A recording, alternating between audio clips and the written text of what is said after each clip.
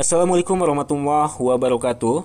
Kali ini kita kedatangan servisan Xiaomi Redmi 9T. Kasusnya nggak ada sinyal sama sekali ya, nggak terdeteksi sama sekali.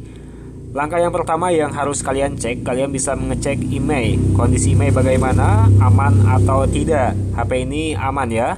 Lalu kita cek info versi pita basis ya. Versi pita basis itu aman. Dan ini bisa disebabkan oleh si hardware-nya, bukan pada software-nya. Karena ada dua kemungkinan ya untuk kasus yang tidak ada sinyal itu.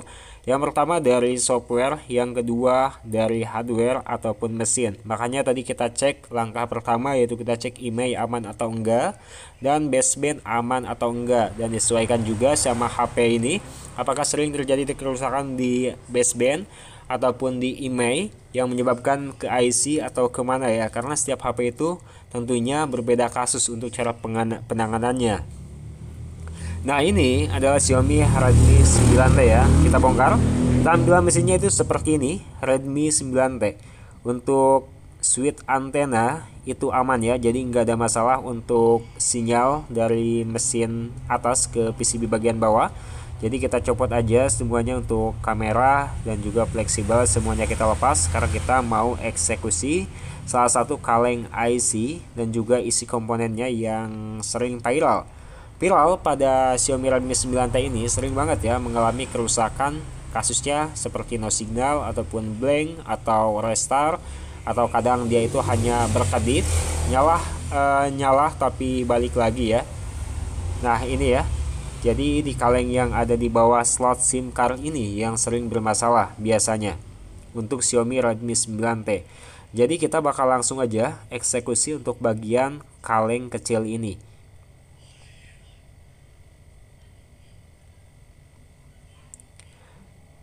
Nah, kelemahan di Xiaomi Redmi 9T adalah kaleng IC ini ya.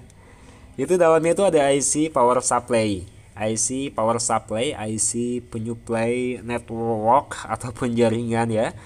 Nah, ini harus kalian bongkar. Bongkarnya jangan kalian bongkar paksa, tapi harus menggunakan blower. Style blower kalian di panasnya itu 360 sampai 380 dan anginnya 2. Lalu kalian dekatkan aja seperti ini. Dan jangan sampai anginnya itu menyentuh ataupun mendekati bagian SIM card, karena takutnya jadi makin rusak ya, gitu. Nah, ini dalamannya itu ada IC power supply, ada kapasitor, ada juga resistor, dan juga ada lilitan ya.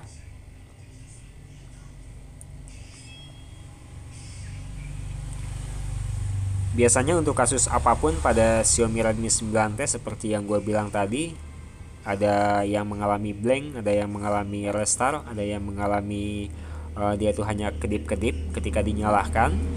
Yaitu ada di IC power supply-nya, IC power supply. Ini yang gue tahu nama IC ini adalah IC power supply ya. Nah, jadi kita bakal ukur dulu untuk tegangan dari sekeliling dari IC ini. Kita bersihkan terlebih dahulu ya, kalau tadi terkena cairan plug juga. Biar lebih normal kita bersihkan dengan menggunakan thinner. Ada sedikit yang kecongkel tadi pas pembukaan kaleng. Kita ukur dengan menggunakan multitester di setelan buzzer ya, setelan untuk mengecek apakah konslet atau tidak ya, untuk komponen yang ada di bagian IC power supply-nya sekelilingnya ya. Nah, ini untuk kapasitor bagian bawah aman, resistor bagian pinggir juga aman, kapasitor kecil aman, kapasitor yang besar dan juga lilitan yang besar ya, ataupun seperti komponen resistor itu ada 2 yang mengalami konslet ya. Nah, ini kita copot dulu salah satu. Yang pertama kita bakalan copot yang kecil ya, untuk komponen kapasitor yang kecil, karena komponen ini mengalami short antara kaki satu dan kaki yang lainnya, itu kayak yang nyambung. Kita cek bagian lilitan itu masih short. Kita cek juga bagian kaki yang sudah kita copot, ini masih short juga. Berarti bukan pada kapasitor ini ya. Jika teman-teman sudah mencopot kapasitor tapi bagian kakinya itu masih short, berarti bukan pada kapasitor tersebut, tersangka kerusakannya. Oke, karena ada dua yang konslet di bagian IC penyuplai ini, IC power supply ini kita bisa copot lagi untuk salah satunya, yaitu kapasitor resistor ataupun lilitan yang gede ini ya. Ini gunanya untuk meneruskan tegangan ataupun meneruskan arus ya.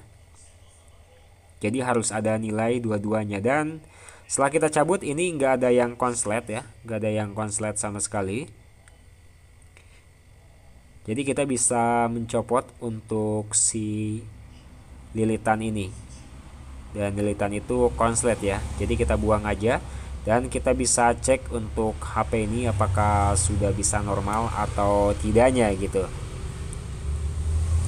Karena untuk yang konsletnya itu sudah kita buang ya. Dan perlu teman-teman ketahui juga bahwa ketika kita melakukan servis handphone seperti yang gua lakukan ini, ketika ada yang konslet seperti kapasitor ataupun resistor, lilitan dan lainnya, itu kalian harus menggantinya dengan yang baru apabila berhasil ya.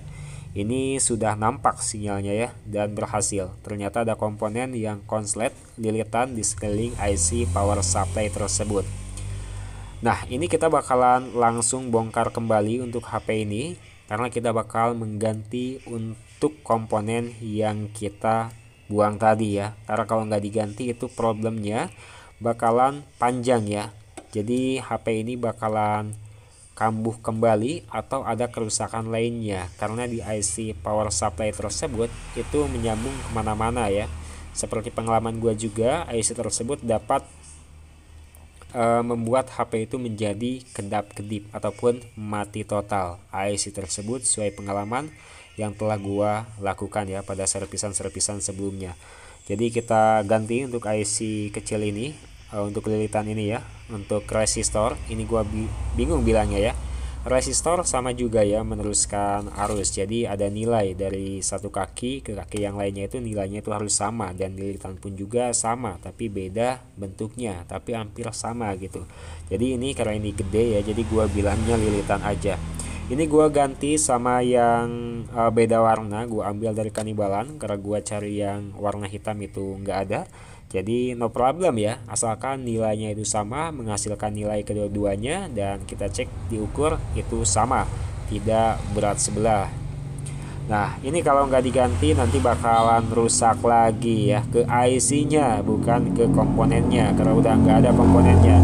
Jadi usahakan untuk kalian teman-teman teknisi ataupun kalian yang pemula dalam bidang servis handphone, sama gua juga pemula ya, jika mengalami kasus konslet ataupun apapun, kalian bisa memperbaiki HP tersebut dengan cara buang komponen yang konslet. Jadi arusnya udah nggak terhambat lagi kan. Nah, kalian jangan buang gitu aja, tapi ganti kembali komponen tersebut dengan komponen yang serupa ya. Seperti kapasitor dengan kapasitor, resistor dengan resistor, lilitan dengan lilitan. Harus diganti, kalau nggak diganti nanti bakal terjadi kerusakan lagi.